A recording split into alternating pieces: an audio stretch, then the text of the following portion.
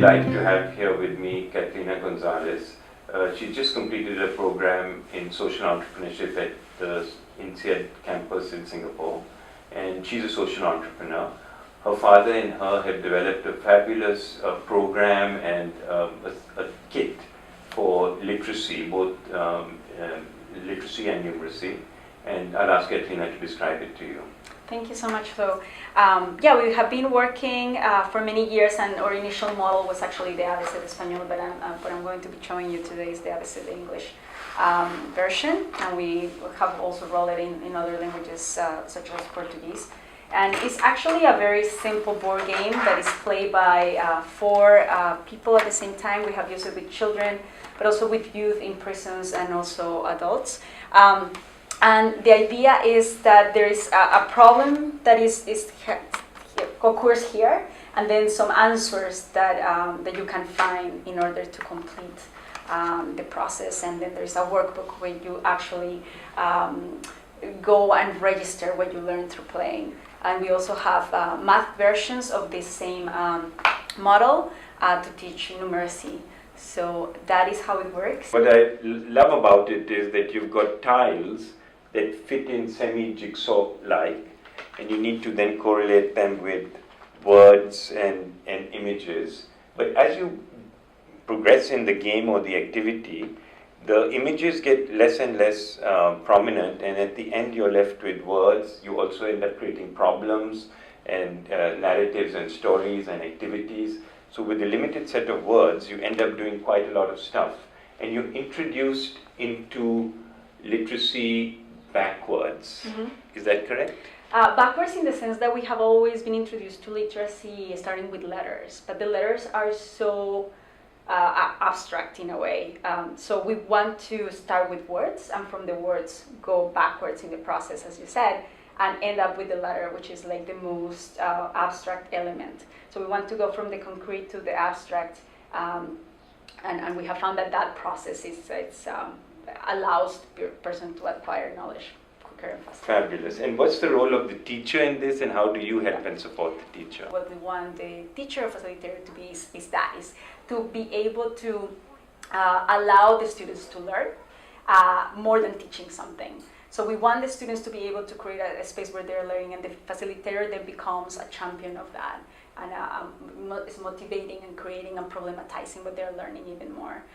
But it also liberates the teacher, or to do that important role in the school, which is like noticing what's happening with their kids. I think a lot of teachers have great intentions, but we do a very lousy job at providing the support that they need, or the skills that they need, or the tools that they need to be successful at their job. And in the context in which we work, teachers are not really appreciated, and that also creates all sorts of problems. So what we do is we train the teachers in their pedagogical principles, and also on our steps or method to acquire literacy.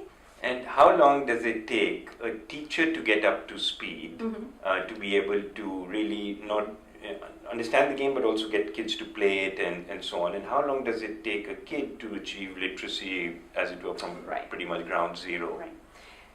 So 2 very important questions. So we have tried to condense as much as we can, or the lapse of training, and we are doing this in a week, which is extremely intense, but very productive. And in that week, all the content and the method, the process, is learned.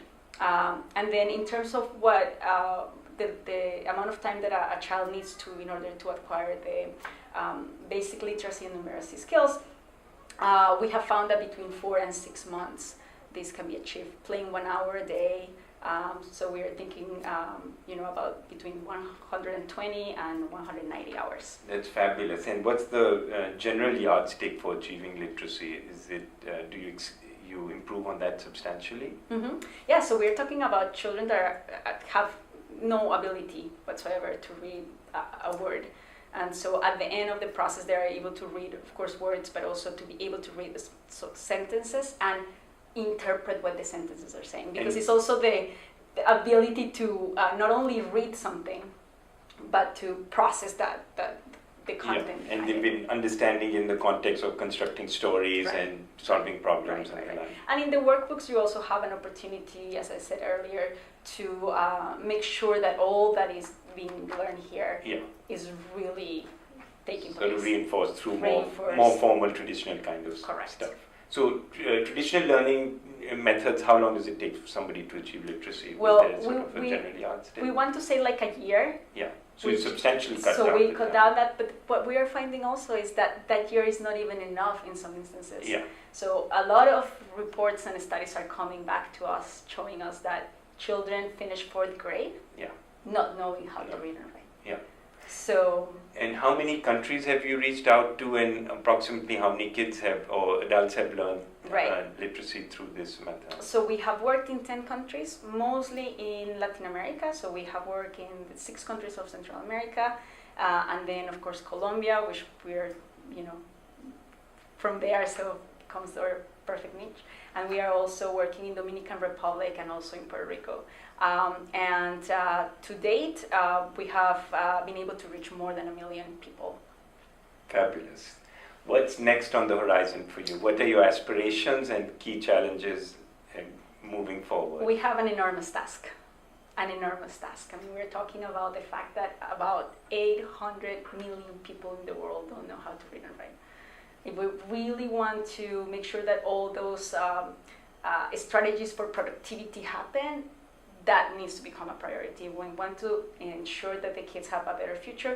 We need to ensure that they are learning reading, writing, and math. So the task is enormous. Next for us, working more with the English version, see if there is new potential for to reach more kids in that direction, potential for other languages as well. We're also working in virtual, making this a virtual version of this, so maybe there is also space to create much more impact. So, Great. Yeah. Catalina, thank you so much. Thank It's been a you. pleasure, and I Thank wish you you. every success.